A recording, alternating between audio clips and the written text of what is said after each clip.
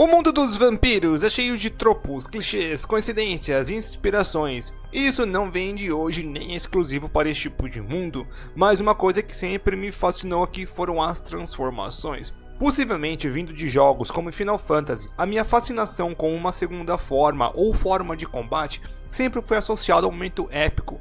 É claro que isso não poderia ser diferente no mundo dos filmes e das séries, e por isso, hoje veremos um pouco mais sobre essas formas e dar focos em Marcos de Anjos da Noite, Drácula de Van Helsing e do Coppola. Olá, seres da noite! Hoje, antes de vermos mais sobre morcegões, gostaria de pedir aos meus inscritos que já deixassem o like, comentário e compartilhassem com quem gosta desse tipo de conteúdo para quem puder se tornar membro por apenas R$ 1,99 por mês, como essas pessoas aqui na tela, para ter acesso antecipado a um mês de conteúdo, preferência na resposta, quando chegarmos a 10 pessoas, grupo exclusivo de conversa entre nós. Quanto mais gente, mais benefícios. Também tem valeu demais as doações diretas. Para quem ainda não for inscrito, se inscreva. Mas vamos ver aí mais sobre os grandes morcegos. Vampiros e morcegos, uma ligação de sempre. Vampiros, originalmente em suas lendas, não tinham nenhuma associação com os morcegos, nenhuma direta. Estes seriam seres que drenariam a energia vital das pessoas de alguma forma e que tinham uma grande ligação com a noite e com a escuridão. Às vezes levando a enlouquecer, às vezes tomando o corpo da pessoa, podendo ser até mesmo uma coruja, dependendo se for para levar a lenda de Lilith, mas o morcego, não. Mas isso surge na Ásia e na Europa, e isso é importante pois nenhum morcego nestes continentes beberia sangue. Foi apenas depois da colonização das Américas que o morcego vampírico foi descoberto e a sua associação com o Ser da Noite começa a se estabelecer, principalmente pois nessa época os mitos de vampiros já tinham evoluído o suficiente e agora eles já drenariam sangue, não apenas a energia vital. Tudo pois uma doença que deixa os corpos com sangue escorrendo pela boca, as coisas estranhas acontecendo por perto, meio que por acaso, fizeram com as pessoas desconfiaram daqueles corpos estranhos, e então começou a surgir a lenda dos vampiros. Os dois se juntaram de forma oficial, mas é claro que na obra de Bram Stoker, o Drácula, que é o catalisador, é o funil de tudo sobre o que temos de vampiros. Claro que depois as coisas abrem novamente, mas foi aqui que tudo afunila para começar o vampirismo moderno. E, neste caso mais específico, ele, o Drácula, se transforma em morcego, mas também em lobo e em névoa, ligando para sempre as duas criaturas. Seja por ambos serem noturnos, os morcegos vampiros e o Drácula fez a mistura perfeita, que permeia até os dias de hoje. Formas de Homem-Morcego que não é o Batman. Com tantas obras, livros antigos e outros materiais, é bem difícil de estabelecer exatamente de onde a ideia de uma forma humanoide com características de morcego vieram. Afinal, se formos levar em consideração a iconografia de demônios, o imaginário das pessoas e outras obras, podem existir muitas explicações de como chegamos neste processo, neste resultado, mas tem algumas coisas que eu quero falar. Quando falamos de Anjos da Noite, existe uma única fonte de referência que diz que a aparência de Marcos teria sido inspirada pela carta The River Demon do Magic, que lançou mais ou menos na mesma época, e tem até aqueles que defendem que sim, isso seria verdade, pois daria tempo.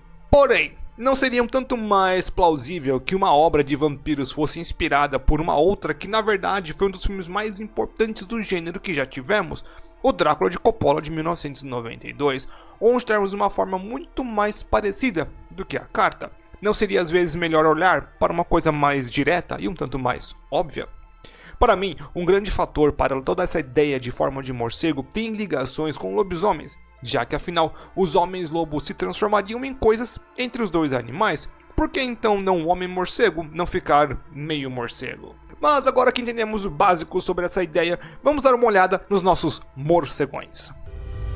Coppola, 1992. A aparição desta forma é muito rápida, temos apenas uma cena e ainda assim é muito importante. O grupo liderado por Van Helsing estava em busca do Conde, já sabendo do que se tratava, e estavam mais do que preparados para enfrentar o vampirão, trazendo todas as suas fraquezas, e mais algumas. Drácula, por sua vez, estava fazendo com que a mina tomasse o seu sangue para que um dia transformasse-a em uma vampira e serem amantes eternos, já que ela seria a reencarnação de sua amada. Ele, transformado, tem a sua face e a aparência de um morcego muito mais alto do que um humano normal, uma pele cinza com braços longos e uma membrana que lembra asas. O confronto aqui é tanto físico quanto ideológico. Drácula, nesta forma mais demoníaca, se é que podemos dizer, fala sobre a traição de Deus, sobre a ótica dele, enquanto Van Helsing firma a palavra dele para afastar o vampiro.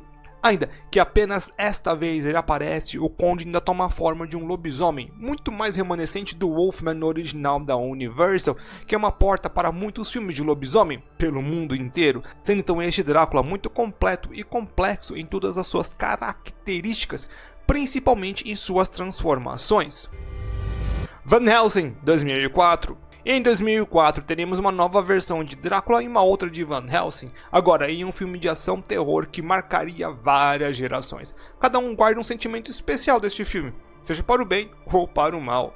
Só que estamos aqui para falar sobre a forma de morcego de Drácula, e esta tem nome, é a Hellbat, uma forma quase canônica de se falar, já que é citada no jogo baseada no filme, que muda algumas coisas, mas é o único que nós temos informação. A origem deste vem depois de sua transformação. Drácula teria sido transformado em vampiro pelo próprio demônio, quando este foi morto por seu amigo o arcanjo Gabriel, enquanto ele tentava trazer a sua amada de volta usando magia das trevas. Depois disso é preso em um castelo de gelo, então o Sugar Daddy Lucifer dá para ele uma forma de batalha onde ele também teria a possibilidade de voar, e tendo em vista que prefere esta para enfrentar o Van Helsing em forma de lobisomem, também seria a mais forte dele. Tendo uma boca cheia de dentes pontudos, uma pele amarelada, grandes asas e garras capazes de grandes feitos. Ele consegue voar com uma grande maestria e pelo visto seria algo tão mágico que suas roupas iriam junto com ele, sendo uma adição grande ao mitos e também às formas de vampiro grandes. Marcos em Anjos da Noite. Então, em 2006 temos Marcos, o primeiro dos vampiros, e esta, de todas as sagas, é a mais diferente delas, afinal de contas é a única genética, e Marcos é o primeiro vampiro, e por isso também vai nessa outra onda. Marcos seria o primeiro dos vampiros, e enquanto ele estava hibernando, o sangue de um Lycan entraria em seu sistema, seja por uma falta de lógica do mundo, ou que apenas nesse estado mais enfraquecido que o sangue de um Lycan faria algum efeito, ainda assim ele se torna um híbrido. Com esta forma, ele além de conseguir muito mais poder do que o normal, ele também ganha a sua forma de batalha, que para mim é obviamente inspirada em Coppola. Eu vou colocar uma aqui lado a lado e vocês vão falar para mim se parece mais com River Demon ou se parece mais com a forma do Coppola. Ele possui a pele acinzentada, seu rosto ganha uma forma de morcego junto com as suas orelhas, só que agora as suas asas não seriam mais juntas com as suas mãos e braços e foram para algo mais prático em suas costas, conseguindo as controlar muito bem e até mesmo usar como armas, ainda que não sejam tão resistentes assim. Ele, quando se torna um híbrido, pelo visto mexe com a cabeça dele, ou pelo menos acontece alguma coisa naquele momento, pois ele explode em raiva. Teoricamente é a raiva dos Lycans, dos lobisomens, que passa para ele e mexe com o cerebelo dele, o fazendo extremamente agressivo, deixando em seu caminho um rastro de sangue que o leva até Alexander e tem então seu triste e infeliz final nas mãos da Celine, juntamente com seu irmão William. Lobos e vampiros. Geralmente esse tipo de vídeo meu tem algum tipo de tema central, e aqui espero que tenha ficado mais do que clara, que seja a forma do homem morcego que esses personagens possuem, mas ao mesmo tempo a grande ligação com os lobisomens. É impressionante para mim que esse tipo de forma seja rara em filmes de vampiros. Temos outros tipos de transformações e o mais clássico de realmente virar um morcego, mas essa forma que mistura as coisas é muito raro dentro dos filmes, por algum motivo. Elas são muito legais. E para mim, a ligação que tem, seja por coincidência ou não, que eles surgem apenas quando os lobisomens se fazem presentes no mundo. Foi como eu disse, se um homem lobo se transforma em uma coisa lobo, por que não um homem morcego se transforma em uma coisa morcego? Em Drácula de Coppola, ele mesmo tem as suas formas. Em Van Helsing, tendo que enfrentar o ser. Em Anjos da Noite, Marcos junta as duas novamente, mas agora em um híbrido. Isso é quase que poético que as duas coisas andem lado a lado, principalmente pois em algum momento na história dos mitos as duas coisas eram a mesma coisa, sabe? Não para sempre, mas existiam criaturas que eles eram a mistura entre vampiro e lobisomem, era um espírito que encarnava e que tinha forma de lobo, mas que drenava o sangue, era uma coisa bem louca. Então ter essa formulação de essa forma morcego aparecer com os lobisomens não precisa ser de propósito, mas é muita coincidência e é muito interessante. Em outras mídias, acho que seria um erro meu não trazer outras formas deste tipo de vampiro aqui em outras mídias, principalmente nos jogos. Eu não irei muito a fundo aqui no geral, tá? Mas darei o tópico, tá? Se você quiser que eu fale mais sobre isso, me deixa aí nos comentários. Primeiro, é claro, nós temos que falar do Depredador Quiróptero, do Vampiro à Máscara, que é dos Dismige. É uma desgraça falar essa porcaria. Que é no 6º nível de vicissitude. Pra vocês terem uma ideia, o 5º nível, né, a 5ª bolinha, o 5º nível no jogo base é o limite. O 6º nível é para vampiros muito mais fortes. Então já traz aí todo um je ne sais quoi pra eles. É um grande morcego gigante e ele aparece em 2 jogos do Vampiro à Máscara, tanto no Redemption quanto no Bloodlines. Eles têm uma apariçãozinha como bosses. É bem legal a forma e muito interessante. Claro que falando aí desses seres, a gente não pode deixar de falar do Drácula. Nas aparições do Drácula nos jogos ele tem diversas formas e algumas delas lembram bastante morcegos, outras lembram dragões e tal, mas tem algumas delas que lembram. E ele tem uma grande carreira de formas de vampiro que se transforma, vamos colocar assim. Ele é o rei, ele tem várias formas. Na maioria dos jogos ele tem pelo menos aí uma forma, quando não tem mais. Então é bem legal o Drácula de todas as formas possíveis, literalmente. Temos a saga do Legacy of Kain, que são pra mim os melhores vampiros de todos os tempos. Ah, mas tem os vampiros do Crepúsculo que é mais forte. Ser mais forte não é ser melhor, tá? É uma coisa que todo mundo fala, ah, mas é mais forte. E daí? Eu gosto mais do Legacy of Kain. Possivelmente meus vampiros favoritos. Até mesmo, às vezes, até que do Vampiro à Máscara. Porque eles, além de serem monstruosos, eles vão se transformando, eles vão virando coisas. Eles vão ficando fortes de escala muito interessante. E eles aqui vão ficando... qualquer vampiro ele vai se mutagenando. O Raziel ele ganha asas. Outros vão virar realmente morcegos gigantes. Outros vão virar seres aquáticos. Vão ficando monstruosos. É bem interessante como eles se transformam e se mudam. Um que eu acho que eu preciso citar é o dos Daybreakers, que eles viram os Subsiders uma forma entre morcego e humano, mas não é porque eles querem. Na verdade, eles têm essa forma quando eles ficam com fome e já não tem mais saída. É uma coisa assim, tipo, é uma transformação que deixa eles deteriorados. É bem interessante, é bem bizarra, eu gosto bastante. Já tem um filme também sobre os Daybreakers. Esse tem, eu sei que não é dos jogos, mas eu não coloquei eles numa categoria maior, mas eles existem. E pra fechar esse pequeno aqui, eu acho que eu não posso deixar de falar do Elder Scrolls, principalmente no Skyrim.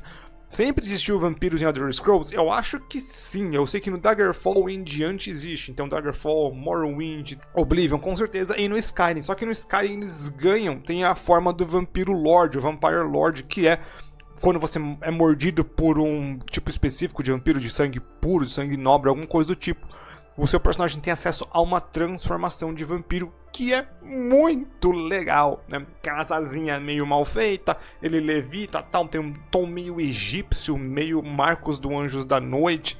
É bem legal a forma deles. Eu gosto bastante de jogar com eles, jogar de vampiro no Elder Scrolls, então não posso deixar de falar. E é claro que pra mim, né, a personagem vampírica, a Serena, ela é pra mim uma das melhores NPCs já criadas de videogame, sabe? Tipo, eu gosto muito dela como NPC.